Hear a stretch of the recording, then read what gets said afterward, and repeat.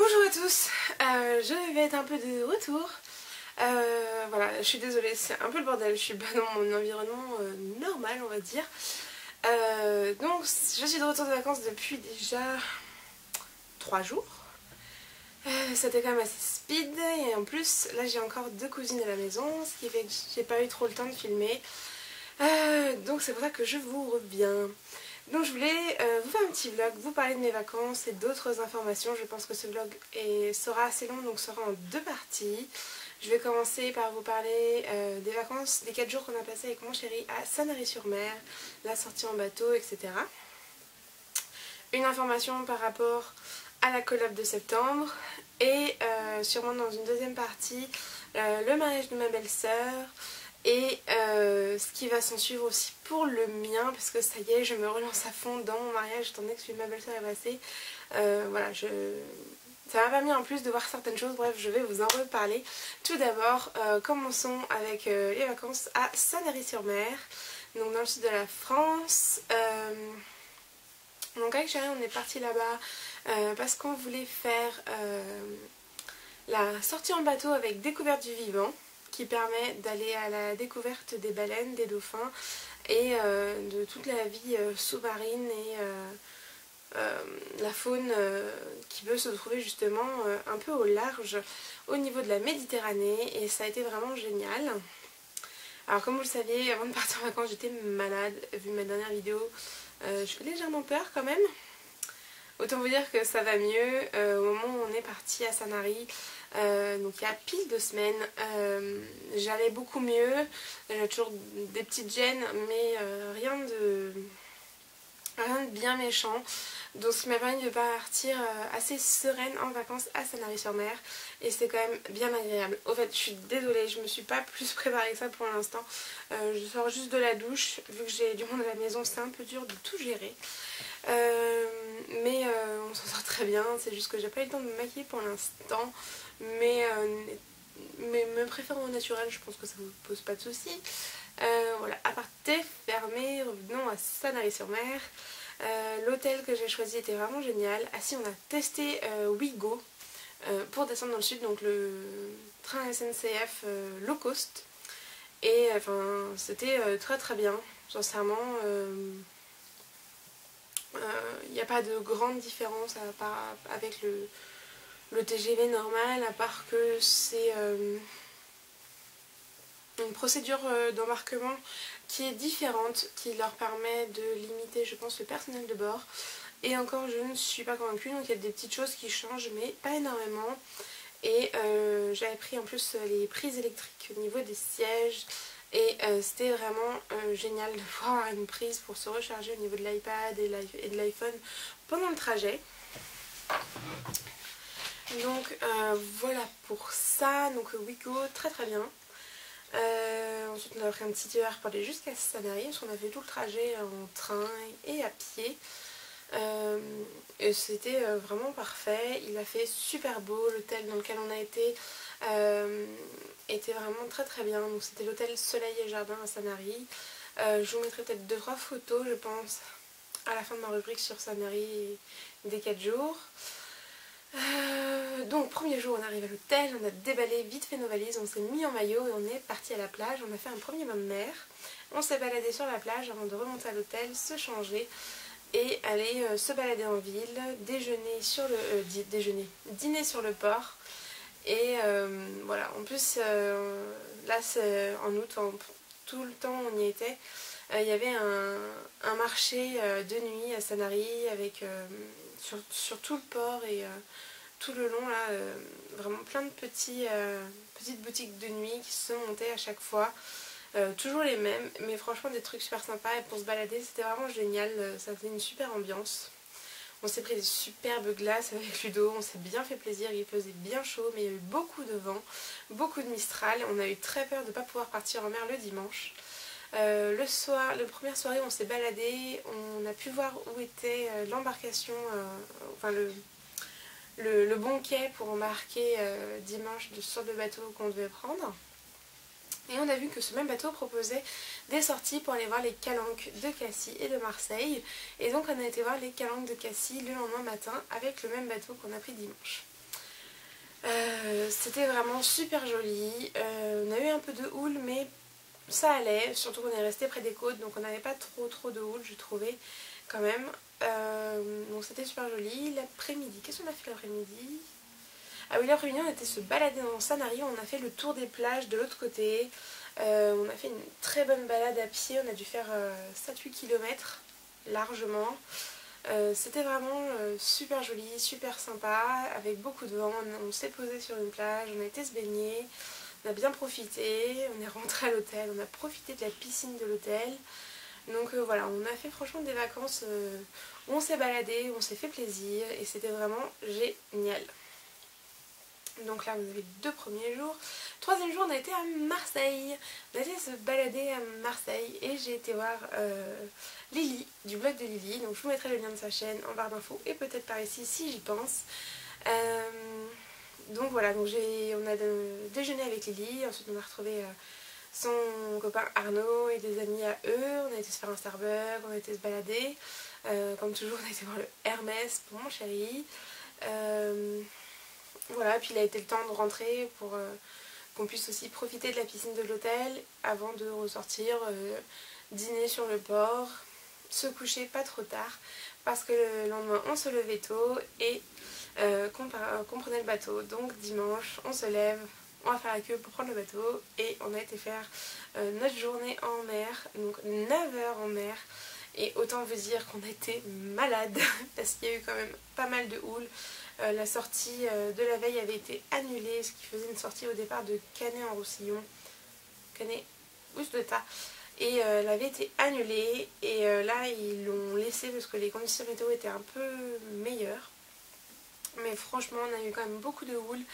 Et moi à midi j'ai été quand même assez malade, j'ai réussi à m'en sortir au bout d'un moment.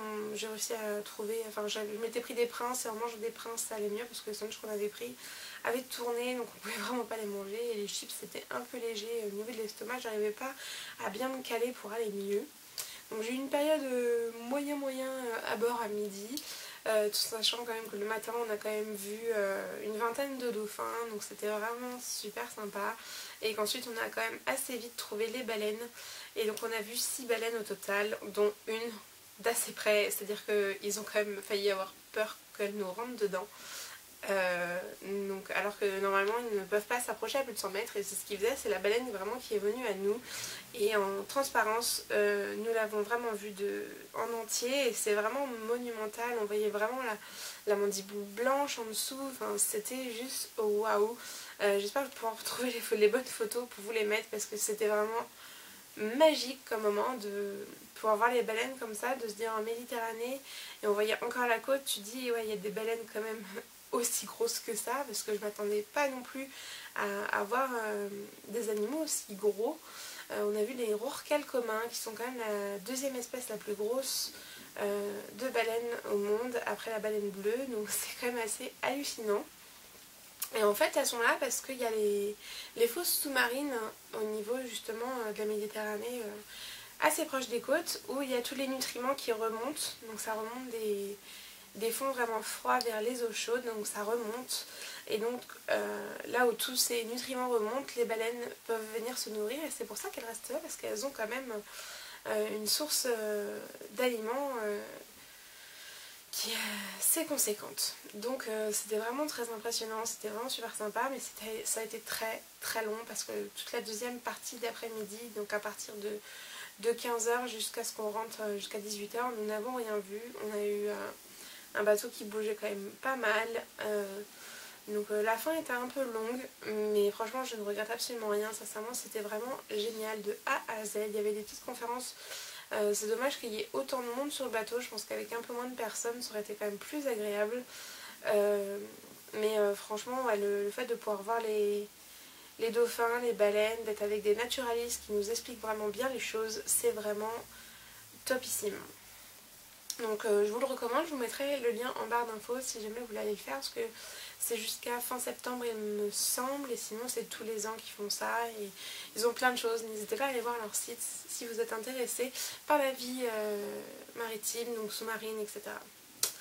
Donc voilà pour le dimanche, et le lundi on rentrait, donc on a fait tranquillement nos valises et on est rentré tranquillement sur Paris pour fêter le soir ensuite l'anniversaire de mon papa, parce que c'était l'anniversaire de mon père, et on a trouvé une superbe adresse dans mon quartier ouverte en août, parce qu'il y avait quand même beaucoup de restaurants qu'on apprécie qui étaient fermés. Et là on a trouvé La Bonne Chaise rue Malassis, donc c'était très drôle, la petite anecdote, j'ai trouvé ça super marrant, donc je voulais vous en toucher un mot. Je vous mettrai l'adresse si jamais vous êtes sur Paris. Sincèrement on a trouvé la carte vraiment super bonne, on a adoré tout ce qu'on a mangé, c'était vraiment génial.